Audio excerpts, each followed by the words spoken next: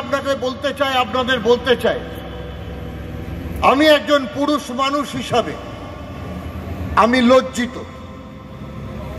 আমি ক্ষমা প্রার্থী নারী সমাজের কাছে, আমি ক্ষমা প্রার্থী আমার মায়েদের কাছে, বোনেদের কাছে।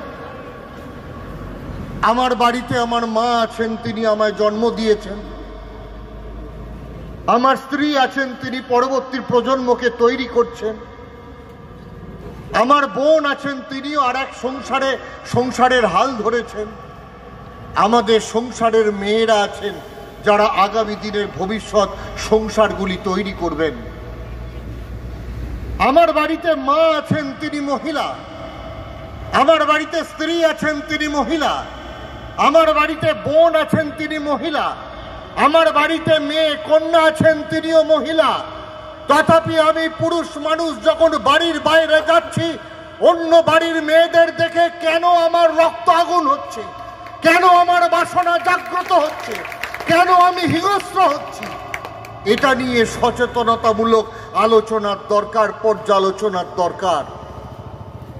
কিন্তু আজকে তৃণমূল কংগ্রেসকে মাঠে নামতে হলো এই কারণে, একটা মেয়ে হত্যা হলো, ধর্ষণ হলো, চিকিৎসক চারতলায়, সেখানেতে শুধু ডাক্তাররা থাকেন, সেখানে বহির্জগতের বাইরের লোকেরা প্রবেশ করতে পারে না। কিভাবে হলো, কারা করলো, বন্ধুর বেশধারী তার শত্রু হলো কিনা, এ সব কিছু বিচার করবার জন্য সময় দরকার। কিন্তু যেভাবে বামফ্রন্টের নেতৃত্ব, যেভাবে বিজেপির নেতৃত্ব এই মহিলার মৃত্যুটাকে নিয়ে গোটা বাংলাকে অশান্ত করছে, হারমাদদের পাঠিয়ে হাসপাতাল ভাঙচুর করছে, যেভাবে গোটা বিশ্বে একটা অরাজকতাময় সম্প্রদায়, অরাজকতাময় সিচুয়েশন তৈরি করবার চেষ্টা করছে, এতে বাংলাকে আপনি অপমান করতে চাইছেন, বাঙালি সমাজকে আপনারা অপমান করতে চাইছেন। নিশ্চয়ই বিচার চাই। নেতা অভিষেক বন্দ্যোপাধ্যায় বলেছেন ফাঁসি চাই। মমতা বন্দ্যোপাধ্যায় প্রথম দিনই মেয়েটার পরিবারের পাশে গিয়ে দাঁড়িয়েছেন এবং বলেছেন কোনোভাবে যে দোষী তাকে এতটুকু ফাঁকি দেওয়া হবে না, দোষীর উপযুক্ত শাস্তির বন্দোবস্ত করা হবে, আপনারা নিশ্চিন্তে থাকুন। তথাপি এটাকে রাজনৈতিক রং চড়িয়ে গোটা বাংলাকে, গোটা পশ্চিম বাংলাকে অশান্ত করার চেষ্টা করছে। সব থেকে বড় ব্যাপার, আরজি করের মতো একটা হাসপাতালকে ভাঙচুর করা হয়েছে রাত্রে, আপনারা সকলে জানেন। আজকে আমরা কি দোষ করেছি? আজকে কোনো শাসক চায়, কোনো মুখ্যমন্ত্রী চায়, কোনো দল চায় যে তার রাজ্যের মেয়েরা ধর্ষিত হোক, তার রাজ্যের মেয়েদের ধর্ষণ করে হত্যা করা হোক? কখনোই কেউ চায় না। কিন্তু বন্ধুগণ, আজকে আপনারা পুরো বিষয়টাকে রাজনীতিকরণ করছেন। আজকে উত্তরপ্রদেশে হাথরাসের কথা ভুলে গেছেন আপনারা। সেখানেও একটি গ্রামের নারীকে ধর্ষণ করে হত্যা করা হয়েছিল।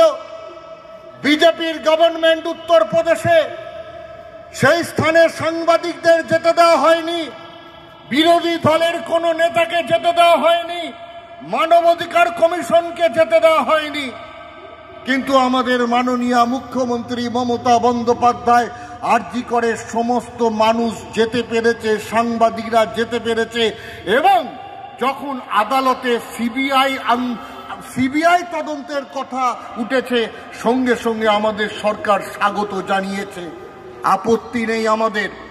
সিআইডি হোক, সিবিআই হোক, যেভাবে হোক, আমরা দোষীকে খুঁজে পেতে চাই, আমরা শাস্তি চাই। আমরা কি দেখলাম? হঠাৎ রাত পাহারার কথা উঠল। আমরা কি দেখলাম? রসুলপুর বাজারে, গন্তার বাজারে, মেমারির বাজারে আসলে আদপে অরাজনৈতিক ডাক দেওয়া হলো, কিন্তু এলাকার মানুষ বুঝতে পারলেন কোন রাজনৈতিক দল এই ব্যবস্থাপনাটা করেছে। আমার মায়েদের, বোনেদের আমি বলছি ধন্যবাদ। আপনারা রাত্রিতে মোমবাতি নিয়ে মিছিল করেছেন, ওই নিষ্ঠুর দোষীর শাস্তি চেয়েছেন।